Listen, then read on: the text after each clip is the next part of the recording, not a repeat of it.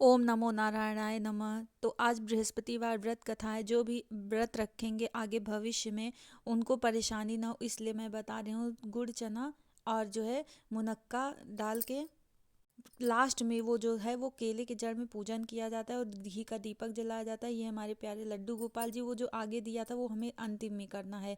पूजा करने के बाद हम लास्ट में जल चढ़ाते हैं। और ये हमारे प्यारे से भोले बाबा शिवलिंग है, नर्मदेश्वर नर्मदा जी के लड्डू गोपाल जी हैं जो है। अब मम्मी ने पूजा कर दिया, मेरी बारी है। तो चलिए बृहस्पतिवार व्रत कथा शुरू करते हैं। बृहस्पतिवार व्रत कथा सबसे पहले श्री नारायण भगवान का दर्शन करते हैं और उनसे क्षमा याचना करते हैं और मनोकामना पूर्ण कि प्रभु आप अपने हम आशीर्वाद हमेशा हमारे ऊपर बना के रखिएगा। हम आपका व्रत पूरे मन से करें, श्रद्धा से करें, हमारा व्रत पूरा हो, अपना आशीर्वाद दीजिएगा क्योंकि व्रत बहुत कठिन होता है। जब भगवान का आशीर्वाद होगा तभी पूरा होगा। तो ओम नमो नारायणाय नमः। तो व्रत कथा शुरुआत करते हैं।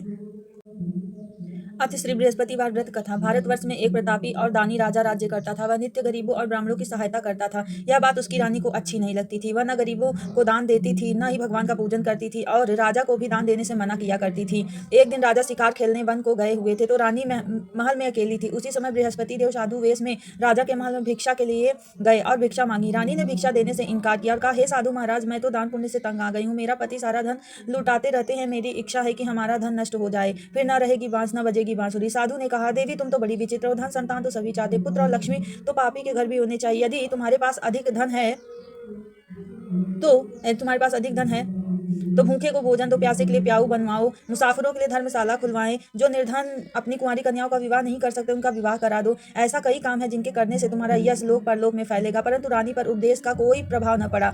वह बोली, महाराज आप मुझे कुछ न समझाएं, मैं ऐसा धन नहीं चाहती जो हर जगह बांटती फिरूं। साधु ने उत्तर दिया, यदि तुम्हारी ऐसी इच्छा है तो तथास्तु। तुम ऐसा करना कि बृहस्पतिवार को घर लीप कर पीली मिट्टी से अपना सिर धोकर स्नान करना, भट्टी चढ़ाकर कपड़े धोना। ऐसा करने से आपका धन नष्ट हो जाएगा। इतना कहकर वह साधु महाराज वहां से अलोप हो गए। साधु के अनुसार कई बातों को पूरा करते हुए रानी को केवल 3 बृहस्पतिवार ही बीते थे कि उसकी समस्त धन संपत्ति नष्ट हो गई। भोजन के लिए राजा को परिवार तरसने लगा। तब एक दिन राजा ने रानी से बोला कि हे रानी, तुम यहीं रहो, मैं दूसरे देश को जाता हूँ क्योंकि यहाँ पर सभी लोग मुझे जानते हैं, इसलिए मैं कोई छोटा कार्य नहीं कर सकता। ऐसा कहकर राजा परदेश चला गया। वहां वह जंगल से लकड़ी काट कर लाता और शहर में बेचता। इस तरह वह अपनी जीवन व्यतीत करने लगा। इधर राजा के परदेश जाते ही रानी और दासी दुखी रहने लगी। एक बार जब रानी और दासी को 7 दिन तक बिना भोजन के रहना पड़ा तो रानी ने अपनी दासी से कहा, हे दासी, पास के ही नगर में मेरी बहन रहती है, वहां बुआ बड़ी धनवान है, तो उसके पास जा और कुछ ले आ ताकि थोड़ा बहुत गुजर बसर हो जाए। दासी रानी की बहन के पास गई। उस दिन गुरुवार था और रानी की बहन उसी समय बृहस्पतिवार व्रत की कथा सुन रही थी। दासी ने रानी की बहन को अपनी रानी का संदेश दिया, लेकिन रानी की बड़ी बहन ने कोई उत्तर नहीं दिया। जब दासी को रानी की बहन से कोई उत्तर नहीं मिला तो बड़ी दुखी हुई और क्रोध भी आया। दासी ने वापस आकर रानी को सारी बात बता दी। सुनकर रानी अपने भाग्य को कोसा। उधर रानी की बहन ने सोचा कि मेरी बहन की दासी आई थी परंतु मैं उससे नहीं बोली, इससे वह बहुत दुखी हुई होगी। कथा सुनकर पूजन समाप्त कर वह अपनी बहन के घर आई और कहने लगी, हे बहन, मैं बृहस्पतिवार का व्रत कथा कर रही थी, तुम्हारी दासी मेरे घर आई, परंतु जब तक कथा होती है तब तक न उठते हैं, न ही बोलते हैं और न, इसलिए मैं नहीं बोली। कहो दासी क्यों गई थी? रानी बोली, बहन तुमसे क्या छिपाऊं, हमारे घर में खाने तक को अनाज नहीं था। ऐसा कहते कहते रानी की आंखें भर आई। उसने दासी समेत पिछले 7 दिन से भूखे रहने तक की बात अपनी बहन को विस्तार पूर्वक सुना दी। रानी की बहन बोली, देखो बहन, भगवान बृहस्पति देव सबकी मनोकामना को पूर्ण करते हैं। देखो शायद तुम्हारे घर में अनाज रखा हो। पहले तो रानी को विश्वास नहीं हुआ, पर बहन के आग्रह करने पर अपनी दासी को अंदर भेजा तो उसे सचमुच अनाज से भरा घड़ा मिला। यह देखकर दासी को बड़ी हैरानी हुई। दासी रानी से कहने लगी, हे रानी, जब हमको भोजन नहीं मिलता था तो हम व्रत ही तो करते हैं, इसलिए क्यों न इनसे व्रत कथा की विधि पूछ ली जाए ताकि हम भी व्रत कर सके। तब रानी ने अपनी बहन से बृहस्पति व्रत के बारे में पूछा। उसकी बहन ने बताया, बृहस्पतिवार के व्रत में चने की दाल और मुनक्का से विष्णु भगवान का केले की जड़ में पूजन करें तथा दीपक जलाएं, व्रत कथा सुने और पीला भोजन ही करें, इससे बृहस्पति देव प्रसन्न होते हैं। व्रत और पूजन विधि बताकर रानी की बहन अपने घर को लौट गई। 7 दिन के बाद जब गुरुवार आया तो रानी और दासी ने व्रत रखा। गुड़साल में जाकर चना और गुड़ लेकर आई, फिर उससे केले की जड़ तथा विष्णु भगवान का पूजन किया। अब पीला भोजन कहाँ से आए, इस बात को लेकर दोनों बहुत दुखी थे। चूंकि उन्होंने व्रत रखा था इसलिए बृहस्पति देव उनसे प्रसन्न थे, इसलिए वे एक साधारण व्यक्ति का रूप धारण कर 2 थालों में सुंदर पीला भोजन दासी को दे गए और भोजन पाकर दासी प्रसन्न हुई और फिर रानी के साथ मिलकर भोजन ग्रहण किया। उसके बाद वे सभी गुरुवार को व्रत और पूजन करने लगे। बृहस्पति भगवान की कृपा से उनके पास फिर से धन संपत्ति आ गई, परंतु रानी फिर से पहले की तरह आलस करने लगी। तब दासी बोली, देखो रानी, तुम पहले भी इस प्रकार आलस करती थी, तुम्हें धन रखने में कष्ट होता था, जिसके कारण सभी धन नष्ट हो गए और अब जब भगवान बृहस्पति की कृपा से धन मिला है तो तुम्हें फिर से आलस्य होता है। रानी को समझाते हुए दासी कहती है, बड़ी मुसीबतों के बाद हमने यह धन पाया, इसलिए हमें दान पुण्य करना चाहिए, भूखे मनुष्य को भोजन करना चाहिए और धन को शुभ कार्यों में खर्च करना चाहिए, जिससे तुम्हारे कुल का यश बढ़ेगा, स्वर्ग की प्राप्ति होगी, पितृ प्रसन्न होंगे। दासी की बात मानकर रानी अपना धन शुभ कार्यों में खर्च करने लगी, जिससे पूरे नगर में उसका यश फैलने लगा। बृहस्पतिवार व्रत कथा के बाद श्रद्धा के साथ आरती की जानी चाहिए, इसके बाद प्रसाद बांटकर उसे ग्रहण करना चाहिए।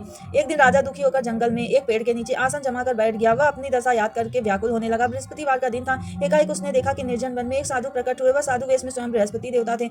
लकड़हारे के सामने आकर बोले, हे लकड़हारे, सुनसान जंगल में तुम किस चिंता मग्न बैठा है? लकड़हारे ने दोनों हाथ जोड़कर प्रणाम किया और उत्तर दिया, महात्मा जी, आप सब कुछ जानते हैं, मैं क्या कहूँ। यह कहकर रोने लगा और साधु को अपनी आत्मकथा सुनाई। महात्मा जी ने कहा, तुम्हारी स्त्री ने बृहस्पति के दिन बृहस्पति भगवान का निरादर किया, जिसके कारण रुष्ट होकर उन्होंने तुम्हारी अदशा कर दी। अब तुम चिंता को दूर करके मेरे कहने पर चलो तो तुम्हारे सब कष्ट दूर हो जाएंगे और भगवान पहले से अधिक संपत्ति देंगे। तुम बृहस्पति के दिन कथा किया करो। 2 पैसे के चने मुनक्का लाकर उसका प्रसाद बनाओ। शुद्ध जल से लोटे में शक्कर मिलाकर अमृत तैयार करो। कथा के पश्चात अपने सारे परिवार सुनने वाले प्रेमियों को अमृत व प्रसाद बांटकर आप भी ग्रहण करो। ऐसा करने से भगवान तुम्हारी सब मनोकामनाएं पूरी करेंगे। साधु के ऐसे वचन सुनकर लकड़हारा बोला, हे प्रभु, मुझे लकड़ी बेचकर इतना पैसा नहीं मिलता जिससे मैं भोजन के उपरांत कुछ बचा सकूं। मैंने रात्रि में अपनी स्त्री को व्याकुल देखा। मेरे पास कुछ भी नहीं जिससे मैं उसकी खबर मंगा सकूं। साधु ने कहा, हे लकड़हारे, तुम किसी बात की चिंता मत करो। बृहस्पति के दिन तुम रोजाना की तरह लकड़ियां लेकर शहर जाओ। तुमको रोज से दुगना धन प्राप्त होगा, जिससे तुम भली भांति भोजन कर लोगे तथा बृहस्पति देव की पूजा का सामान भी आ जाएगा। इतना कहकर साधु अंतर्धान हो गए। धीरे धीरे समय व्यतीत होने पर फिर वही बृहस्पतिवार का दिन आया। लकड़हारा जंगल से लकड़ी काटकर किसी शहर में बेचने गया। उसे उस दिन से अधिक पैसा मिला। राजा ने चना गुड़ आदि लाकर गुरुवार का व्रत किया। उस दिन उससे सभी क्लेश दूर हो गए। परंतु जब दोबारा गुरुवार का दिन आया तो बृहस्पतिवार का व्रत करना भूल गया। इस कारण बृहस्पति भगवान नाराज हो गए। उस दिन उस नगर के राजा ने विशाल यज्ञ का आयोजन किया था तथा साल में यह घोषणा करा दी कि कोई भी मनुष्य अपने घर में भोजन न बनावे, न आग जलावे। समस्त जनता मेरे यहाँ भोजन करने आवे।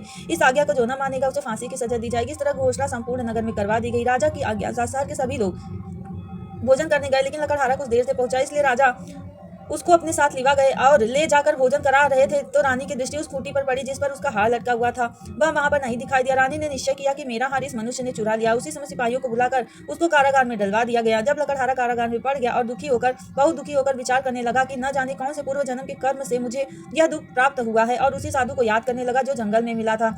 उसी समय तत्काल बृहस्पति देव साधु के रूप में प्रकट हुए। उसकी दशा को देखकर कहने लगे, अरे मूर्ख, तूने बृहस्पति देव की कथा नहीं करी, इस कारण तुझे दुख प्राप्त हुआ। अब चिंता मत कर। बृहस्पतिवार के दिन कारागार के दरवाजे पर 4 पैसे पड़े मिलेंगे, उनसे तू बृहस्पति देव की पूजा करना, तेरे सभी कष्ट दूर हो जाएंगे। बृहस्पति के दिन उसे 4 पैसे लकड़हारे ने कथा कही। उसी रात्रि को बृहस्पति देव ने उस नगर के राजा को सपने कहा, हे राजा, तुमने जिस आदमी को कारागार में बंद किया वह निर्दोष है, वह राजा है, उसे छोड़ देना। रानी का हार उसी खूंटी पर लटका हुआ है। अगर तू ऐसा नहीं करेगा तो मैं तेरे राज्य को नष्ट कर दूंगा। इस तरह रात्रि के स्वप्न को देखकर राजा प्रातःकाल उठा, खूंटी पर हार देकर लकड़हारे को बुलाकर क्षमा मांगी तथा लकड़हारे को योग्य सुंदर वस्त्र आभूषण देकर विदा कर दिया। बृहस्पति देव की आज्ञा अनुसार लकड़हारा अपने नगर को चल दिया। जब अपने नगर के निकट पहुंचा तो उसे बड़ा आश्चर्य हुआ। नगर में पहले से अधिक बाग, तालाब, कुएं तथा बहुत सी धर्मशाला, मंदिर आदि बन गई हैं। राजा ने पूछा, यह सब किसका बाग, धर्मशाला है? तब नगर के सब लोग कहने लगे, यह सब रानी और बांदी के हैं। तो राजा को आश्चर्य हुआ और गुस्सा भी आया। जब रानी ने यह खबर सुनी कि राजा आ रहे हैं तो उन्होंने बांदी का, हे दासी, देख, राजा हमको कितनी बुरी हालत में छोड़ गए थे, हमारी ऐसी हालत देखकर वह लौट न जाए, इसलिए तू दरवाजे पर खड़ी हो जा। आज्ञानुसार दासी दरवाजे पर खड़ी हो गई। राजा आए तो उन्हें अपने साथ लिवा लाई। तब राजा बोले, क्रोध करके अपनी रानी से पूछा कि यह धन तुम्हें कैसे प्राप्त हुआ? तब उन्होंने कहा, यह हमें धन बृहस्पति देव के व्रत के प्रभाव से प्राप्त हुआ। राजा ने निश्चय किया कि 7 रोज बाद तो सभी बृहस्पति देव का पूजन करते हैं, परंतु मैं प्रतिदिन में 3 बार कहानी तथा रोज व्रत किया करूंगा। अब हर समय राजा के दुपट्टे में चने की दाल बंधी रहती तथा दिन में 3 बार कहानी कहता। एक रोज राजा ने विचार किया कि चलो अपनी बहन के यहाँ हो आवे।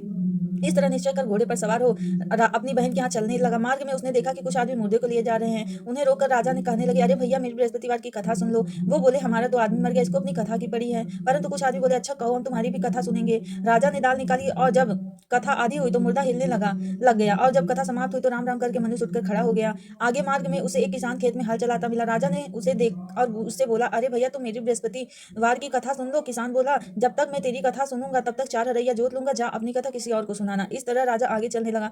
राजा के हटते ही बैल पछाड़ खाकर गिर गए। किसान के पेट में भी जोर का दर्द होने लगा। उसी समय उसकी माँ रोटी लेकर आई। उसने जब यह देखा तो अपने पुत्र से सब हाल पूछा और बेटे ने सभी हाल कह दिया। तो बुढ़िया दौड़ी दौड़ी उस घुड़सवार के पास गई। उससे बोली कि मैं तेरी कथा सुनूंगी, तो अपनी कथा मेरे खेत पर चलकर करना। राजा ने बुढ़िया के खेत पर जाकर कथा कही, जिसके सुनते ही वह बैल उठकर खड़ा हो गया तथा किसान के पेट का दर्द भी बंद हो गया। राजा अपनी बहन के घर पहुंचा। बहन ने भाई की खूब मेहमानी की। दूसरे रोज प्रातः काल राजा जगा। वह देखने लगा कि सब लोग भोजन कर रहे हैं। राजा ने अपनी बहन से कहा, ऐसा कोई मनुष्य है जिसने भोजन नहीं किया हो, मेरी बृहस्पतिवार की कथा सुन ले। बहन बोली, हे भैया, यह देश ऐसा है कि यहाँ पहले लोग भोजन करते हैं, बाद में अन्य काम करते हैं। अगर कोई पड़ोस में है तो देखा हूँ। वह ऐसा कर देखने चली गई, परंतु उसे कोई ऐसा व्यक्ति नहीं मिला जिसने भोजन नहीं किया हो। अतः वह एक कुमार के घर गई जिसका लड़का बीमार था। उसे मालूम हुआ कि यहाँ 3 रोज से किसी ने भोजन नहीं किया। रानी ने अपने भाई की कथा सुनने के लिए कुमार से कहा। राजा ने जाकर बृहस्पतिवार की कथा कही, जिसको सुनकर लड़का ठीक हो गया। अब तो राजा की प्रशंसा होने लगी। एक रोज राजा ने अपनी बहन से कहा, हे बहन, हम अपने घर को जाएंगे, तुम भी तैयार हो जाओ। राजा की बहन ने अपनी सास से कहा। सास ने कहा, हाँ चली जा, परंतु अपने लड़कों को मत ले जाना, क्योंकि तेरे भाई को औलाद नहीं है। बहन ने अपने भैया से कहा, हे भैया, मैं तो चलूंगी, पर कोई बालक नहीं जाएगा। राजा बोला, जब कोई बालक नहीं चलेगा तो तुम ही क्या करोगी। बड़े दुखी मन से राजा अपने नगर को लौट आया। राजा ने अपनी रानी से कहा, हम निर्वंशी हैं, हमारा मुंह देखने का धर्म नहीं है, और कुछ भोजन आदि नहीं किया। रानी बोली, हे प्रभु, बृहस्पति देव ने हमें सब कुछ दिया, वह हमें औलाद अवश्य देंगे। उसी रात को बृहस्पति देव ने राजा के स्वप्न कहा, राजा उठ, सोच, सभी सोच को त्याग, तेरी रानी गर्भ से है। राजा की यह बात सुनकर बड़ी खुशी हुई। 9वें महीने उसके गर्भ से एक सुंदर पुत्र पैदा हुआ। तब राजा बोला, हे रानी, स्त्री बिना भोजन रह सकती है, पर बिना कहे नहीं रह सकती है। जब मेरी बहन आवे तो तुम उसे कुछ कहना मत। रानी ने सुनकर हाँ कर दिया। जब राजा की बहन ने यह शुभ समाचार सुना तो वह बहुत खुश हुई तथा बधाई लेकर अपने भाई के घर आई। तब रानी ने कहा, घोड़ा चढ़कर तो नहीं आई, गधा चढ़ी आई। राजा की बहन बोली, भाभी, मैं यदि इस प्रकार न कहती तो तुम्हें औलाद कैसे मिलता। बृहस्पति देव ऐसे ही हैं, जैसे जिसकी मन की मनोकामना होती है सभी को पूर्ण करते हैं। जो सद्भावना पूर्वक बृहस्पतिवार का व्रत करता है एवं पढ़ता है अथवा सुनता है, दूसरों को सुनाता है, बृहस्पति देव उसकी सभी मनोकामना पूर्ण करते हैं। बोलो बृहस्पति देव की जय, बोलो नारायण भगवान की जय। अब इसके बाद हम लोग बृहस्पति देव का श्रद्धा पूर्वक आरती करते हैं मन से। ठीक है, तो चलिए कहते हैं बृहस्पति देव की आरती। ये है संपूर्ण आरती, आप लोग देख लीजिए, और जो है मैं ऐसे ही करूँगी अपने मन से। ठीक है ना, तो कह लेते हैं बृहस्पति देव की आरती। जय बृहस्पति देवा स्वामी, जय बृहस्पति देवा, छिन छिन भोग लगाऊं, कदली फल मेवाऊं। जय बृहस्पति देवा, तुम पूर्ण परमात्मा, तुम अंतर्यामी, जगत पिता जगदीश्वर, तुम सबके स्वामी। जय बृहस्पति देवा, चरणामृत निज निर्मल, सब पातक हरता, सकल मनोरथ दायक, कृपा करो बरसा। ओम बृहस्पति देवा, तन मन धन अर्पण करे, जो जन शरण करे, प्रभु प्रकट तब हो कर आगत द्वार गढ़े। ओम बृहस्पति देवा, दीन दयाल दयानिधि, भक्त हितकारी, पाप दोष सब हरता, भगवान धनहारी। ओम जय बृहस्पति देवा, सकल मनोरथ दायक, सब संशय हारो, विषय विकार मिटाओ, संतन सुखकारी। ओम जय बृहस्पति देवा, जो कोई आरती देखी प्रेम सहित गावे, जेठानंद आनंद करे तो निश्चय पावे। ओम जय बृहस्पति देवा, ओम जय बृहस्पति देवा, स्वामी जय बृहस्पति देवा। सब बोलो विष्णु भगवान की जय, बोलो विष्णु बृहस्पति भगवान की जय, नारायण भगवान की जय, नमो नारायण, नमो लक्ष्मण भगवान की जय। सभी देवी देवता की जय, धर्म की जय हो, अधर्म का नाश, प्राणियों की सद्भावना, विश्व का कल्याण हो, गौ माता की जय हो, जय सब देवी देवता की जय हो।